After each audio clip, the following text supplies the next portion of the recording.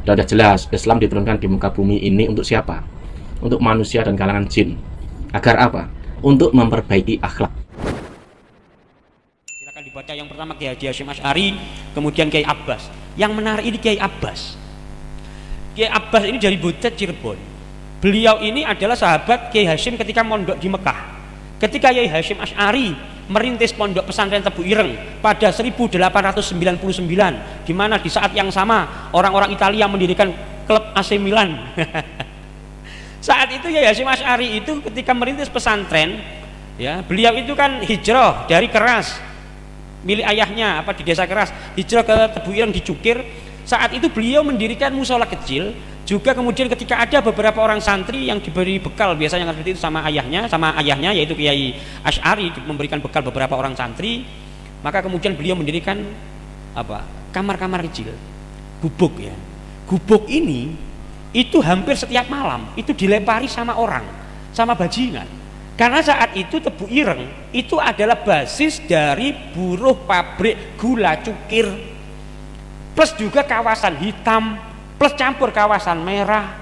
Jadi bendino santri-santri ikut dilempari karo watu, kadang itu apa ditusuk tombak apa namanya gedeknya bolong-bolong kayak gitu. Akhirnya Kiai Hasyim meminta kepada Kiai Abbas untuk rawuh di pesantren Tebu Ireng, melatih pencak silat, pelatih kejadukan untuk para santri, sehingga para santri itu saban malam bisa berjaga karena sudah punya ilmu kanuragan. Demikian pula dalam pertempuran 10 November. Saat itu diceritakan oleh Des Alwi Abu Bakar. Siapa Des Alwi ini? Beliau sejarawan sekaligus arsipatoris yang jempolan. Beliau dalam bukunya, ya, karena beliau ini merupakan seorang saksi mata saat itu menjadi wartawan, beliau banyak merekam beberapa peristiwa yang tidak banyak ditulis di dalam buku-buku sejarah resmi Indonesia. Contohnya yang saya cermati, saya juga tulis di sini bahwa Des Alwi ini pada beberapa malam senantiasa menyaksikan di tengah desingan peluru maupun di tengah suasana yang mencekam, dia melihat apabila ada seorang kiai sepuh menggunakan jubah, menggunakan sorban, berdiri di depan Gang 1 Blauran Surabaya, membagi-bagikan air sowok kepada para pejuang, bukan hanya pejuang muslim, bukan hanya juga dari kelaskaran Islam, melainkan juga dari pejuang lain, tidak memandang apa agamanya. Jadi dibagi satu persatu air sowok diombe. Lah siapa kiai ini? Ini yang disebut, saya tidak tahu namanya, kata Des Alwi Abu Bakar, tapi dugaan saya beliau ini adalah Kiai Abbas dari Butet Cirebon, karena beliau ini memiliki doa yang mustajab, sowok sing ampuh, sekaligus juga memiliki karisma yang luar biasa.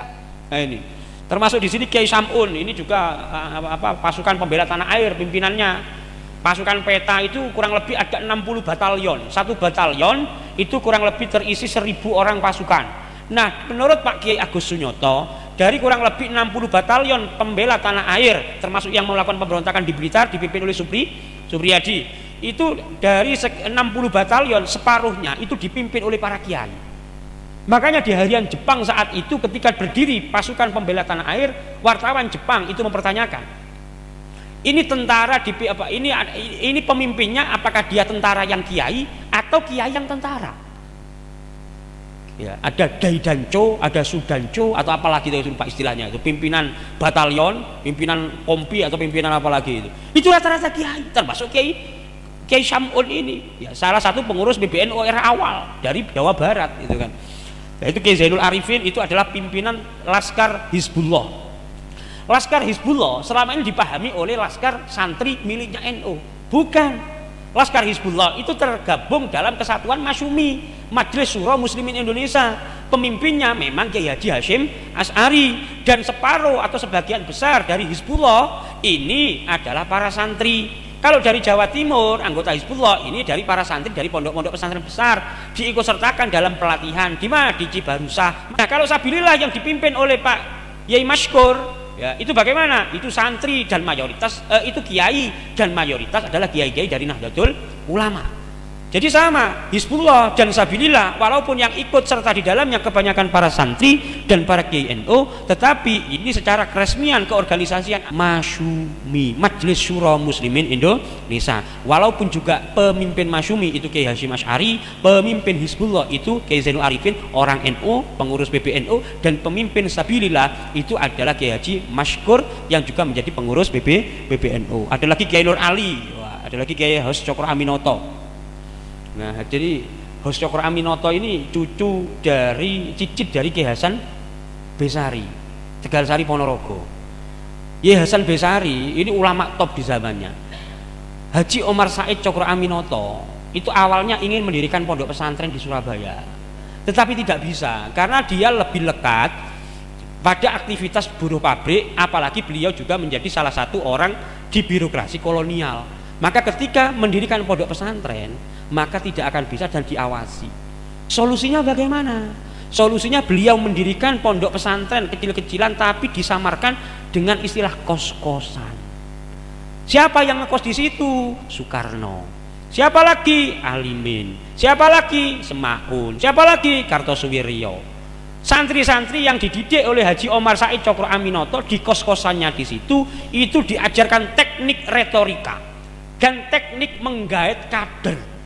Karena Haji Omar Said Cokro Aminoto selain kumisnya yang melintang baplang kayak gitu, itu memiliki karisma di atas rata-rata. Konon diceritakan apabila seseorang yang awam bertemu dengan Cokro Aminoto kemudian mendengar atau terlibat dalam obrolan dengannya minimal 10 menit atau 15 menit atau 20 menit, keluar dari rumah Cokro Aminoto atau keluar dari obrolan itu, niscaya dia akan tertarik untuk mengikuti Haji Omar Said Cokro Aminoto. Dijuluki Raja Jawa tanpa mahkota. Nah, beliau mendirikan kos-kosan untuk melatih anak-anak teknik retorika, teknik pidato. Walaupun kemudian para santrinya, anak didiknya ini berbeda jalan ideologi. Soekarno ideologinya nasionalis, Kartosuwiryo Islamis, Alimin Semaun apa? Komunis. Makanya kemudian di sini Cokro Aminoto dijuluki sebagai bapak ideolog bangsa. Kenapa? Karena anak didiknya rata-rata menjadi kaum pergerakan di zamannya. Jadi jangan meremehkan kos-kosan, karena nasionalisme kita lahir dari kos-kosan. Ya. Jadi jangan meremehkan kos-kosan. Ini Kiai Kahar Muzakir, jangan salah. Ada Kahar Muzakar, ada Kahar Muzakir. Kalau Kahar Muzakar itu adalah pemberontak yang memberontak terhadap pemerintahan Soekarno, bergabung dengan Negara Islam Indonesia, basisnya ada di Makassar. Kalau Kahar Muzakir ini adalah profesor yang pernah memimpin Muhammadiyah, beliau alumni dari Universitas Al-Azhar Kairo. Itu beliau orangnya sahabat dekat dari Kiai Wahid Hasyim. Ada lagi Kiai Wahab Hasbullah, ya, tidak perlu saya cerita, insya Allah sudah paham semua. Kiai As'ad Samsul Arifin. Nah, ini yang paling penting. Kiai As'ad itu manakala mendengar ada seruan resolusi jihad dari para ulama, khususnya dari gurunya fatwa jihad, bukan hanya mengerahkan para pasukan untuk berangkat ke Surabaya dari kalangan santri dan kiai, melainkan dari para bajingan. Kiai As'ad ini luar biasa. Kiai As'ad itu keilmuannya unggul, kefakihannya unggul, karismanya unggul, keilmuan fikihnya top, tapi beliau itu juga sangat dihormati oleh para bajingan yang ada di wilayah Tapal Kuda, situ Bondowoso khususnya. Jadi saat itu ketika mau berperang dan seterusnya, para bajingan yang sudah tobat atau hampir tobat atau bahkan belum bertobat sekalian, itu tunduk di hadapan Kiai As'ad. Karena Kiai As'ad menjanjikan berdasarkan fatwa Kiai Haji Hasyim Asy'ari. Apa kata Kiai As'ad? Yai, saya ingin berjihad sama panjenengan Pak Kiai, tapi kan saya penuh dosa seperti ini. Tidak apa-apa, Cong. Kelak kalau di akhirat kamu ada di neraka manapun, akan saya jemput dan saya seret kamu ke dalam surga. Siap Pak Kiai. Makanya barisan para Bromo Corah itu seragamnya ireng-ireng, pakai belangkon seperti Pak Les Bumi ini, itu bawa celurit gawa gede, berangkat ke Surabaya.